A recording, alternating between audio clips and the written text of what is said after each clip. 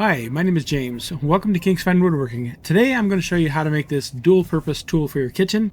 It is both a cutting board and a serving tray.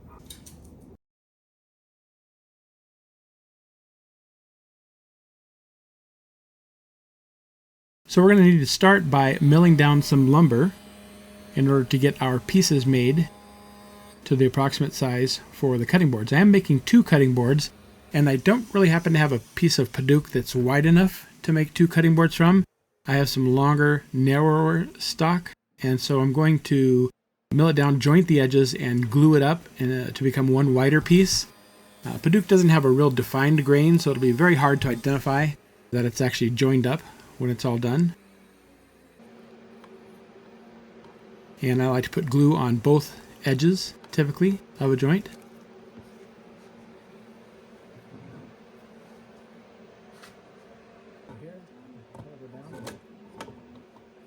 And we'll get this glued up, and this is going to become the middle portion for two boards. One of them is just not quite wide enough, so I decided to join these up, and I'll get my two middle pieces out of these. While that's drying up, we can start preparing some of our thin strips. I'm going to use Wenge because I want a really dark wood for some of the thin strips. And this is a wood that is extremely hard to bend around these curves. I'm going to have to steam it a little bit in order to get it to work. And I've got to cut it pretty thin. 1/8 of an inch is actually just too thick. It won't bend around these curves. Even though they're pretty gentle curves, it won't do it. The boards will break, and we found that out from experience. But a little bit less, maybe 3/32 does work. A 1/16 will work. For the 1/16, you may not even have to steam it. Sometimes you can just maybe iron it, spray a little water on it, and it'll be flexible enough. If you'd like to get a copy of this plan, which will actually come in the form of a printed template, which we mail to you, we have those available in the link in the description down below the video. And it will help you build one of these exactly the way I've done it. Now we're going to mill down some of our black walnut for the other side of the cutting board. I bought this rough quite some time ago, and so you see I've got to surface it so I can see what it looks like. And we're going to go ahead and surface the maple as well. It was rough too. The maple's for the wider side of the cutting board tray. And it's coming down there. It's getting close. You see that has some nice tiger looking figure there. We call that curly maple. And Ryan is jointing one edge of each of these.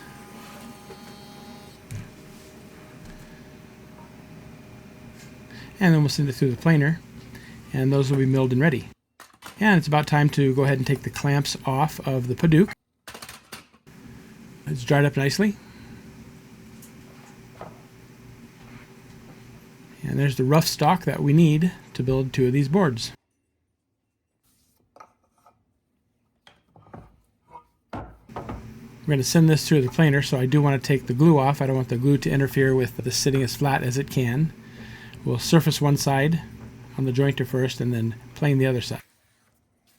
Alright, so we're going to take the templates that come in the mail if you were to get these plans, and we'll cut them apart, and you'll see these are the three main segments of this cutting board tray.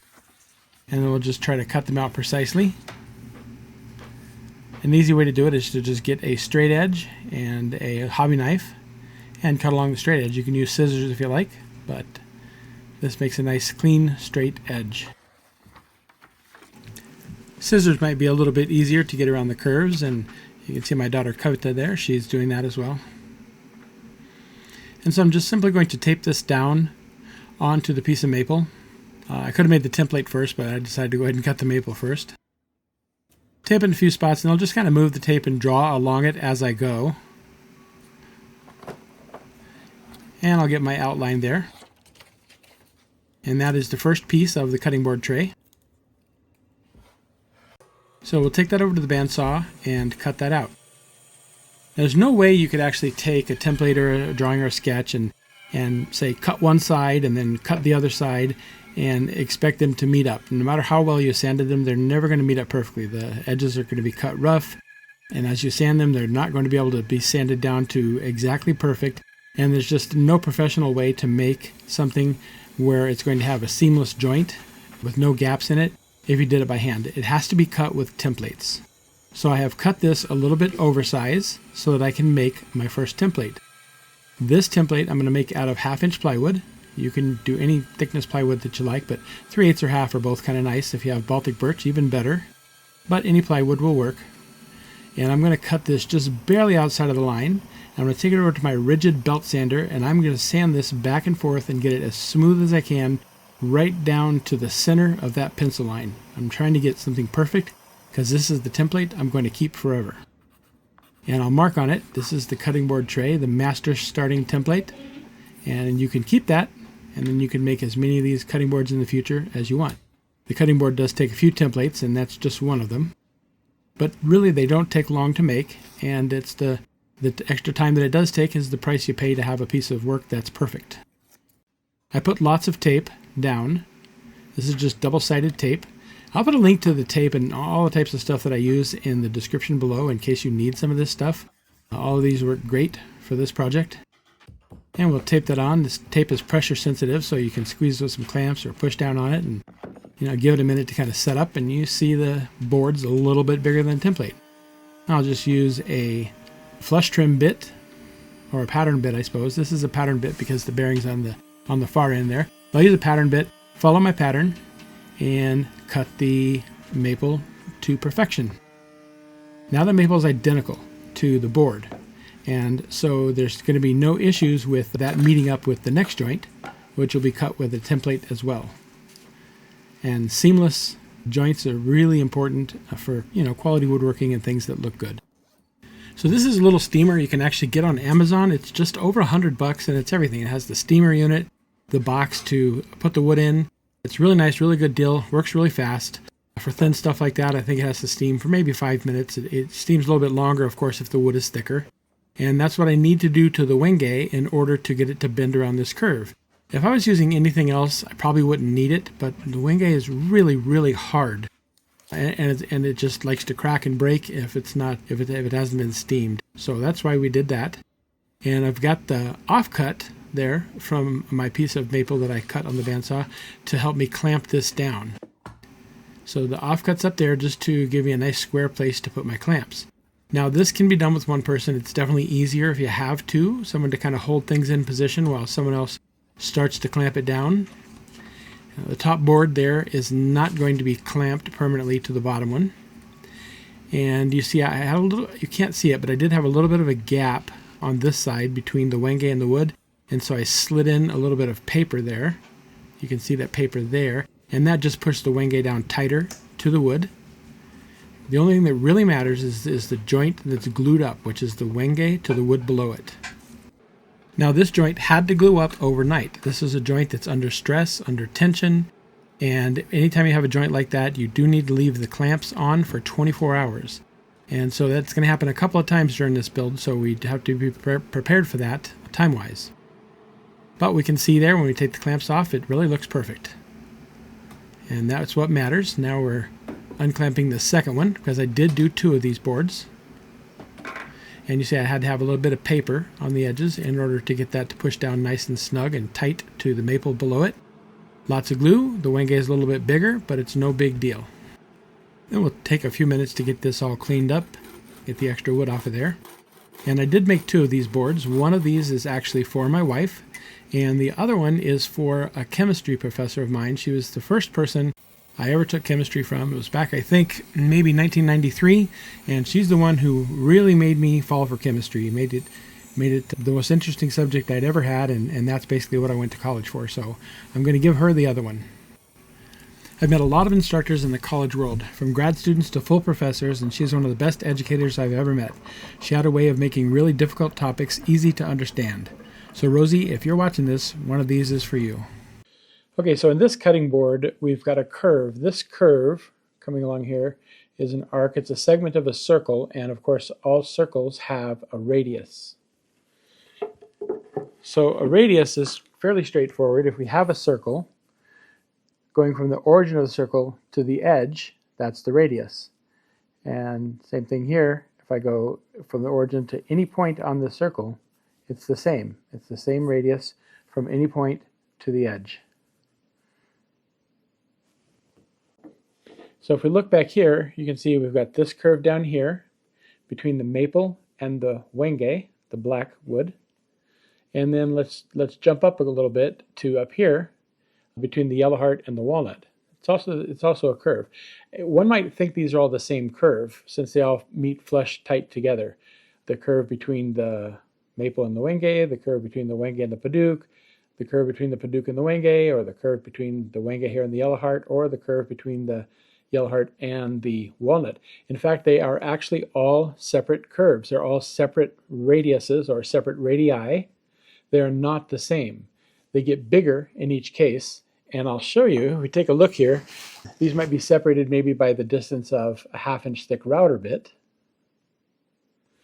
and they're different radiuses, which means they won't actually fit together.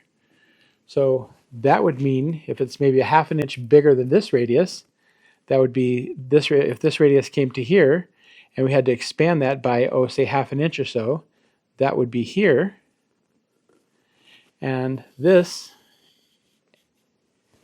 although it follows the same path, and in all cases, it's exactly the same amount bigger, it's actually a different radius. If I go from the center here, this would be the radius plus 1/2, plus 1/2 inch. Or we could just call this radius B, and we could call this radius A. So these are different. So radius B is bigger than radius A because it is some distance bigger. And there's a consequence for that when we're building a cutting board and we want these joints here to be tight. I don't want air gaps between these joints, especially at the edges, and of course not in the middle either. But we can't put two different radii together tight and have no gaps. That doesn't work. We have to figure out a way to cut these each with their own radius so that when they come back together, they come together tight without gaps. And I'll show you an example. I'm going to cut two radii real quick, one a little bit bigger than the other, and you'll see how they don't actually fit together.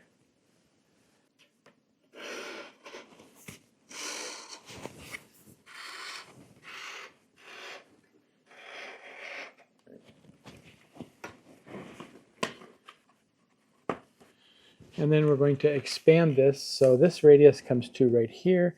I'm going to expand it just a little bit. Not much, but maybe our 1/2 inch difference there. Somewhere around there. And we'll cut a second radius.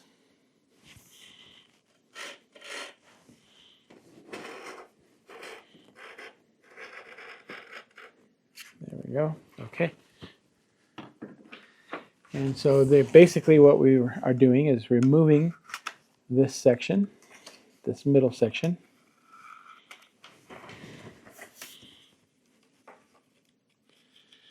This represents the material that the cutter took away. And so we've got the two halves of the cutting board here, and we'll see how they mesh together.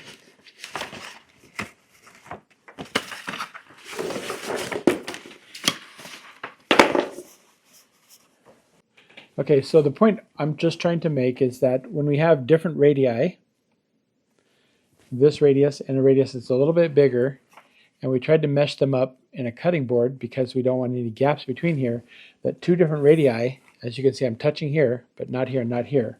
So two different radii will never match up and have no gaps along the entire arc length of this curve. It'll never happen. The only way for these things to mesh up and have no gaps is if they're the same radius. And in the cutting board, as I mentioned a minute ago, every one of these curves is a different radius. So when we get to that point in the cutting board, I'll explain to you how we overcome that in order to have every one of these be gap-free and tight. So you'll recall our first template cut the maple at a specific radius. Then we added on the Wenge, which increased the radius to a new radius.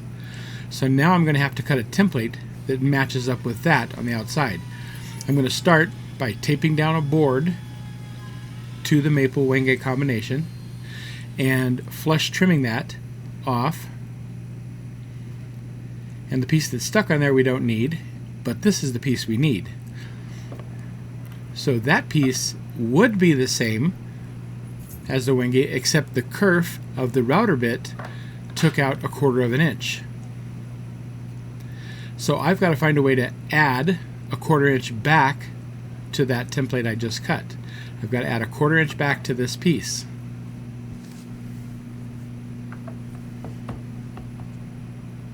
So we'll tape this to a new board. That's kind of an intermediate template we just made. And remember, our 1/4 inch bit basically put a kerf between the Wenge and the edge of our template of 1/4 inch, consequently making a bigger radius than what we needed. So to add that kerf back, I'm going to take a different router bit and I'm going to cut that intermediate template. I'm going to cut a template from that intermediate template. This time I'm going to do that with a bearing that's bigger than the radius of this router bit. And you can buy a pack of bearings. I think Whiteside here, yeah, Whiteside makes these. And the bearings of all different sizes, and it's just perfect for making projects like this. Also, it'll replace bad bearings if you have a bearing that you need to replace. It's great for these rabbiting bits. You can adjust the depth for the rabbit. Alright, so I'm going to grab a bearing that's 1 inch. So this 1 inch bearing is 1/2 an inch bigger than my 1/2 inch diameter router bit. And so being 1/2 an inch bigger, that basically gives us 1/4 of an inch extra on each side. And if you look closely here, you can see that the router bit bearing is bigger by exactly the diameter of my 1/4 inch router bit, which I made my flush trim with on the existing cutting board as it was. And you'll see as we go to cut against our intermediate template that we just made a minute ago that it's going to add that 1/4 inch back to the template. Watch here and you'll see how that works. So my intermediate template is the one below, which is actually 1/4 of an inch shorter than what it should be, because that material got eliminated by the kerf of the router bit on the pass that we just made. And you can see now that with this new bearing that's 1/4 of an inch larger, it's adding that 1/4 of an inch back and consequently expanding the radius back to where it needs to be. So the top one is now the correct template. That intermediate can be used to make another intermediate or be trashed for later. So I'm going to write this template down here. This one we're going to keep. That's template number 2 for the second step in the process. And you can see if we match it up here, now this fits without any gaps. It fits perfectly because we added that 1/4 inch back to it that we removed a minute ago when the kerf got taken away from that because of the cut. And the template that made that cut is our first intermediate template. I'm just writing this on here so that you can recognize what that was, and we're not going to get it mixed up. Okay, so now I'm going to take this template number 2 that we made here, and we're going to actually go ahead and cut our Padauk with this template. We're going to flush cut to it, flush trim right to it, and that's going to allow this to match up perfectly with our board so far. And I'm keeping it just a little bit short of the edges there. And every one of these pieces here is sort of my 8/4 stock is a little bit longer than it needs to be for my board to finish up at around 18 inches. I typically plan, if I say 18 inches, I typically plan for 17 and 7/8. Alright, so I'm going to take and trim this board down to be exactly flush with the template. So I want to cut the extra material off first, so it's not a lot of work for my bearing or my router to make this cut and cut it flush. And I'll go to the router bit, I'll go to my router table here, and I'll make this cut. It'll just a flush cut to the template because I want this curve to be exactly what this template is. Remember, I had to make that intermediate in order to get this template. I hope this is making sense.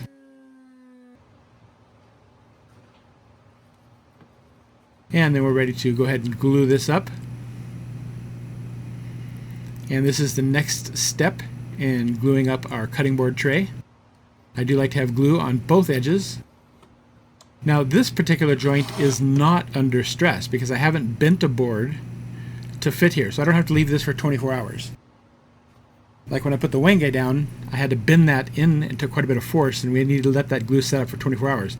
This one, the curve is just cut to fit, so I don't have to let it sit for that length of time. And you can see there we do have a perfect cut, perfect fit, since both pieces of wood there have the exact same radius. I should mention that I'm using Titebond 3 glue for this, so we need the most waterproof glue really that we can get. I still want to use PVA glue, but since it is going to be washed, Titebond 3 is the best one to keep the water out of it and not let the joint come apart.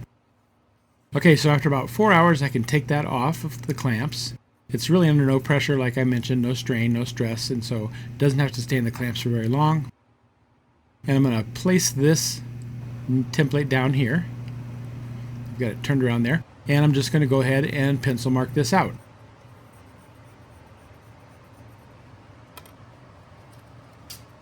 We want to trace it all the way around. And once I've done that, we'll just come back and take this off carefully. We can save that for another board another time. And there's that. You see the Padauk's a little bit thicker than the Wenge in the middle. And then what I want to do is we want to trace, or we want to cut this just outside of the line, just barely outside of the line, because I do want to sand it down to perfection, right up to the line. This is an edge that we're going to mate another piece to, so it does have to have nice, continuous, smooth contours. Obviously a little too rough, straight off the bandsaw. But that's okay, it's real easy to fix with the belt sander. I generally start with 100 grit on the belt sander, and just takes a couple seconds to switch grits. After I get it perfectly smooth with 100, then I switch to 180 and smooth out again. And whenever you can, take nice long strokes with it, and that's going to give you a smooth contour. If you were to hold it at any one point for too long, you might end up with divots or you know, oddly shaped, an oddly shaped curve or arc. It wouldn't be a continuous smooth arc. And just wipe the dust off periodically. And then you'll want to feel it all the way across and make sure it's one smooth continuous arc, and that was. And next it is time to add another piece of wood here. And we may just add both. That's a combination of the Wenge and the Yellow Heart. The first side just got Wenge. Here we got Wenge on the other side of the Padauk, and then Yellow Heart to make the contrast between the bands in the middle and the Walnut, which is on the outside. So we put those in the same steamer, and if you ever wanted to bend wood, that's the steamer to get. Super cheap, easy way to get into bending wood.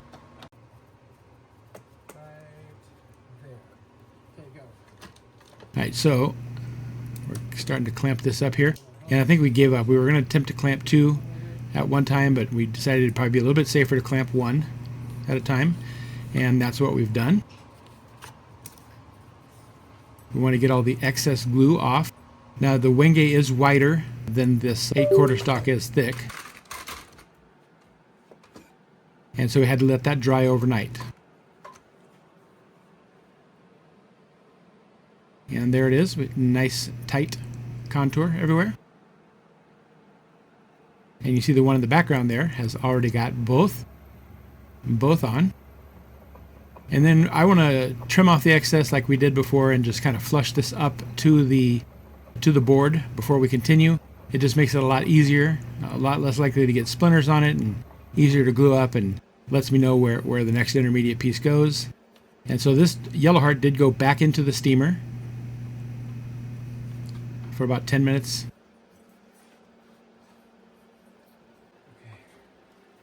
And we're going to clamp this up the same way. You see I've got that sideways clamp to prevent one of those two sides from slipping left to right. It kind of holds them stationary there. And once that is clamped up and dried and taken off, we skipped a couple of steps there, we're going to make our next intermediate template. So I'm going to go through this one more time with you. This is an intermediate. I'm going to cut this flush with the board. But remember, see that kerf, that 1/4 inch kerf that's coming off, that the router bit is taking? That actually makes the radius on this intermediate board, a 1/4 of an inch larger than what we want. So I've got to take this intermediate template, stick it on another one, and add that 1/4 inch back in order to have a nice tight fit. Hopefully that makes better sense this time. So there's the arc, and you can see it doesn't fit. Oh no, it's 1/4 inch off. So we took it, and I've got it. I'm holding it up here. Trim the excess junk off the sides, but you can see the gaps that we have in several different locations here.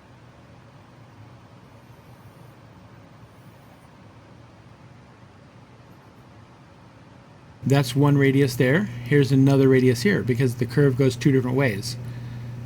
So there are 2 radii just on this one curve. One there and one here. Hopefully that makes sense. But you see we've got gaps on both sides of this radius. Gap there and a gap in the middle. And then on this other radius, it's the same basic thing. We've got a gap on the right side and a very tiny gap on the left side as well. So the intermediate is not going to work. But we knew that. We've got to add this 1/4 of an inch back to it. Adding that 1/4 of an inch back to it gives us our permanent template and gives us a size that's going to fit our cutting board perfectly. So we'll go to our last template here. And you can see I'm just kind of drawing it out for you. If I add this 1/4 of an inch back, which I'm going to do with the router bit like we did before with the bigger bearing, but if I add that back, then that's the exact radius, or the 2 radii that we need for that curve.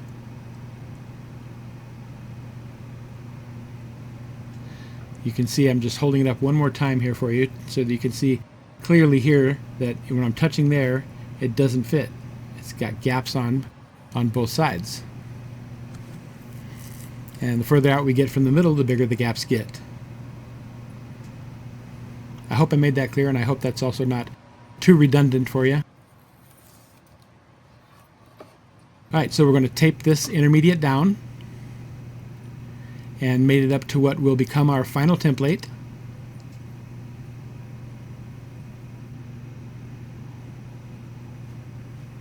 And I'm going to use this hold down clamp here, a vacuum hold down clamp, to make this cut. Makes the job a whole lot easier. I get this from a guy. I got this one from a guy. He's online. I think he sells on Etsy, but I'm going to put a link down below. He sells really good stuff. VAD Concepts. And this allows you to use one of those grabos, either the primary one or the one made by DeWalt, or just hook it right up to a vacuum pump and then hook it into your T-track on a table. And then it's going to hold this set of templates really secure. And I'll show you here.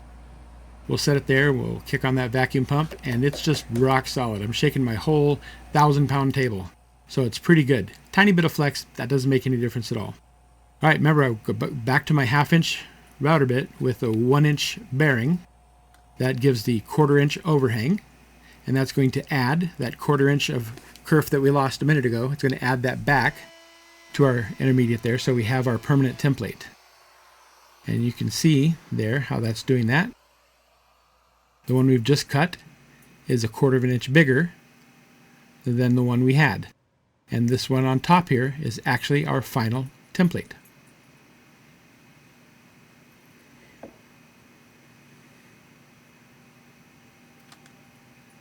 And you can see there how that added that amount back.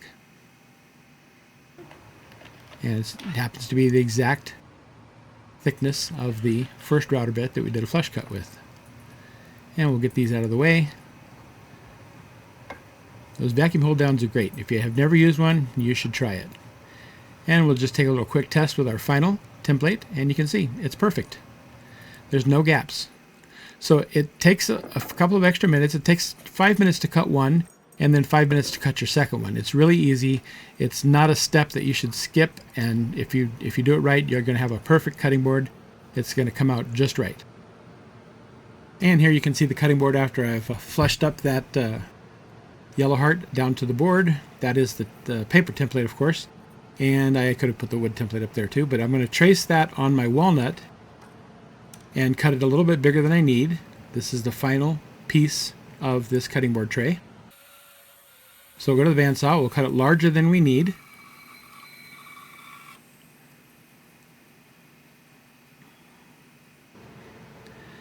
And then we will take our wooden template, which we know fits perfectly. And we'll set it in here. So you see how this isn't matching up here? It might be confusing to you, but take a look. I don't have a design so that edge comes flush. I have a design so this edge comes flush. I don't know if that made sense, but so I put that edge, the pointy edge, flush, and then you see it's kind of equidistant everywhere now. Not that it's a big deal, but it keeps our grain running nice.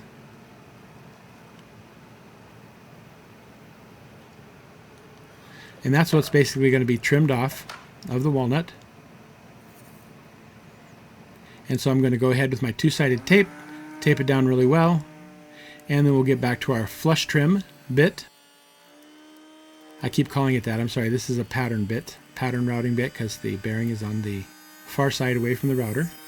But get back to the pattern bit, and we're going to follow the pattern of our template that we just made and make our last piece. And of course, it's going to fit perfectly because we made templates. And there we go. Next step is to glue that up. Wipe off the excess glue. It's also under no stress, so we only need to let that dry for, a couple of hours maybe.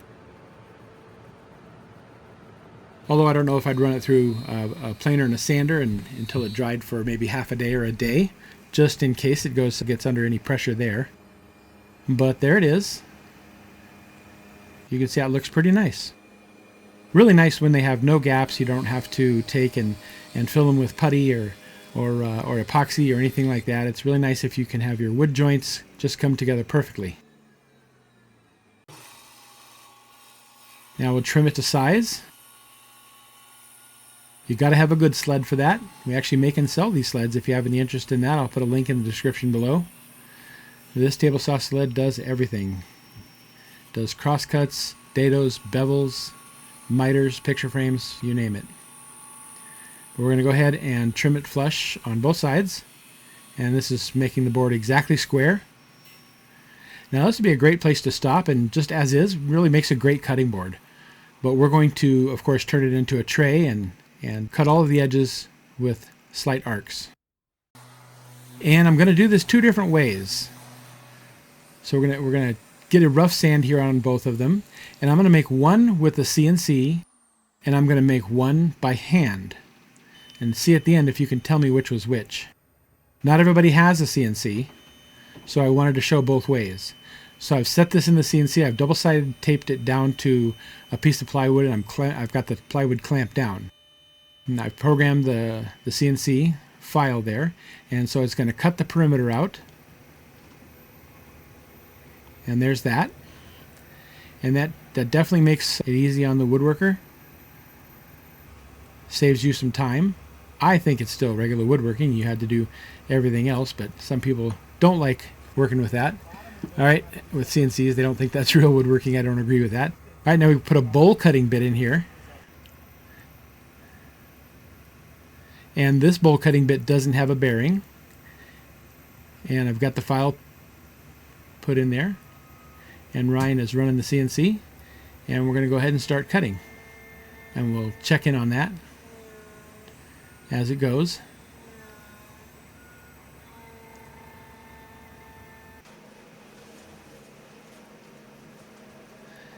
And there it is. It's cut our tray out nicely. Not perfectly smooth, but no big deal. Those ridges aren't really as high as they look in there. They're very, very shallow, and they'll sand off in about 10 seconds with a random orbit sander. But we can go ahead and detach this from the board we used to hold it on with. If you've stuck with us this far into the video, I'd like to say thanks, and I'd like to mention our community group on Facebook. It's called King's Fine Woodworking Community, and it's a place where you can share your work, and you can also get project ideas from other people who have shared their work. There's also plenty of expert woodworkers in there, so if you ever need advice on a project, it's a great place to ask for help. It's for woodworkers only. No one else is allowed into the group. And I also often get advance notice on tool sales, which I always post in the group as well. I'll put a link to that in the description down below in case you're interested in checking it out. Thanks.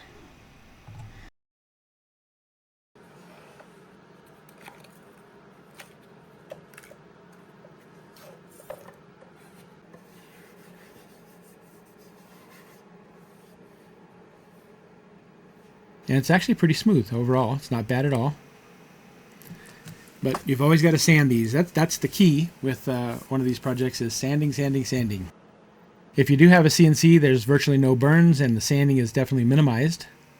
All right, so the second one we're going to go ahead and cut by hand. So in the templates that you get, if you were to buy those, we have this pattern, and I'm going to cut this out on a piece of plywood. And this is going to be the rim of the tray. It's going to be the outside edge of the tray all the way around, and then the inside edge is the rim of the tray. We're going to cut this as close as we can to the line without actually touching the line. And we're going to very, very carefully sand it right down exactly to the line with nice, long, slow, smooth sanding strokes because we want it to be perfect. I'll also go ahead and go through a couple of grits of sandpaper here. I'll probably start with 100 and finish with 180. And once that's done, we're going to jump to the middle. If you have a scroll saw, this would be a great time to use that. Put a hole in, insert your scroll saw blade, and cut it. I have a scroll saw, but I'm not going to bother picking it up and setting it on the table because most people don't have one. So I'm going to make this with a jigsaw, which is a rough, horrible cut, as you'll see. But it doesn't matter. The cutting board's still going to be perfect.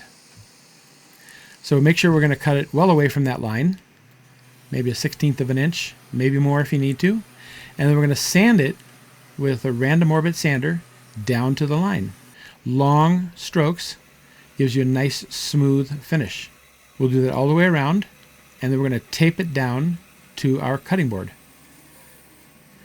We're going to trim off the excess wood from the cutting board so we don't have to flush trim away too much stuff or pattern cut away too much material.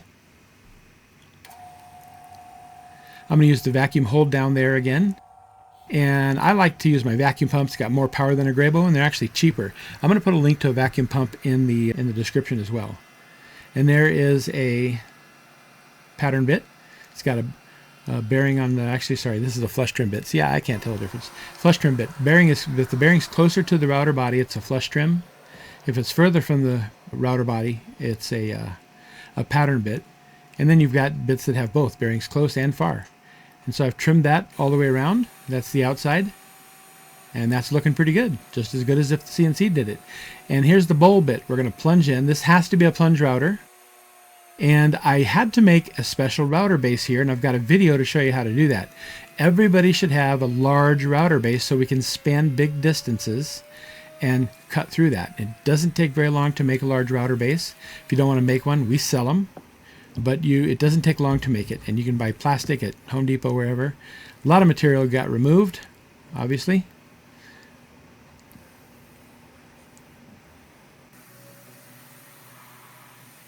But the bowl cutting bit had a bearing on it, and then we've got a ton of sanding to do. So I'm going to leave my pattern on there, template on there for a little bit, while I sand all of this in here. I want to get this nice and smooth. And then I'm going to take it over and route the edges of this. I've got to do this to both boards. I don't want square edges. I'm just going to put a nice radius round over, maybe a 1/4 inch or a 3/8 inch radius round over. And you got to make sure you cut your bowl deep enough so that the router bit on the inside doesn't cut grooves or dents into the board itself. Like I did right there. See, that's terrible. It's okay. We'll sand it away. Not a big deal. Don't panic. But don't ever leave your project not sanded. You must sand. You have to have everything perfect. You're not allowed to leave burn marks on your woodworking from now on. That's a new rule.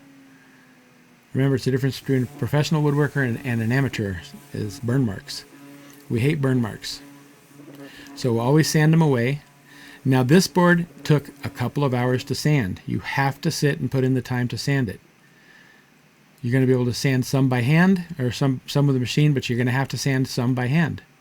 But there it is. You can see I have removed all of the burns. We've got it down nice and smooth. It's a really nice looking tray. And now we're going to mount some handles. So I've marked out my locations for the handles. We're going about midway down between the bottom of the tray there on the inside and then the top, about midway down to put these holes in. I've put little dents in the wood here to help my router bit guide, and I've got a board there that I've clamped down and an extension to help me kind of drive this straight in. So I'm not going in at an up-down angle, and I definitely don't want to go in at a left-right angle. We want to go as straight as we can because these are going to be here forever and everybody's going to see these.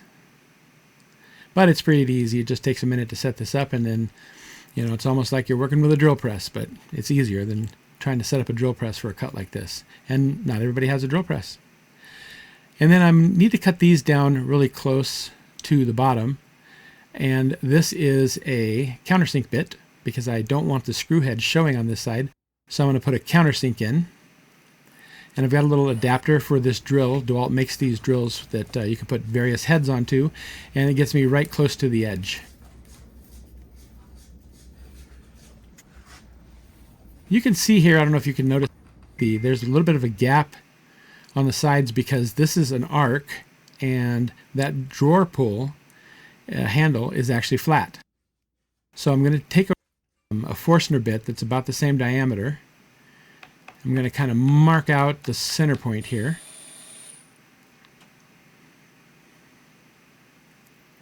And I'm going to drill just a little bit, keeping the drill going in straight. So it's going to cut a little more off of one side than the other,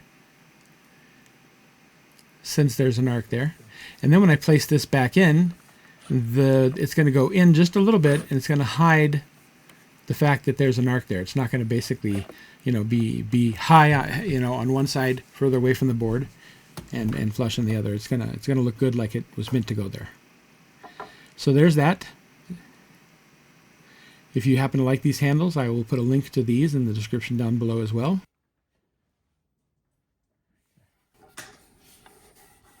And there it is. Okay, with the two boards complete, it's pretty tough to tell them apart now.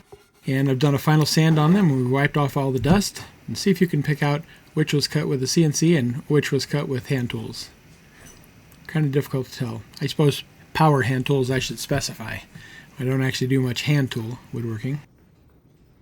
And now it's time to put a finish on these, and of course, being cutting boards and serving trays, we're going to finish these with food grade mineral oil. I like to copiously apply several coats of mineral oil until no more soaks in. We let that sit for a bit and wipe off the excess. Once that's done, we come back and we apply board conditioner, which is a mixture of beeswax and mineral oil. And this kind of gives a really good protective layer to the surface, which helps resist water and makes your boards last forever. If you have homemade cutting boards or, you know, custom wooden cutting boards, it's a good idea to apply wood conditioner to these every so often to keep them in tip-top shape. And there you have it. Projects are complete. I hope you enjoyed the video, and thanks for watching.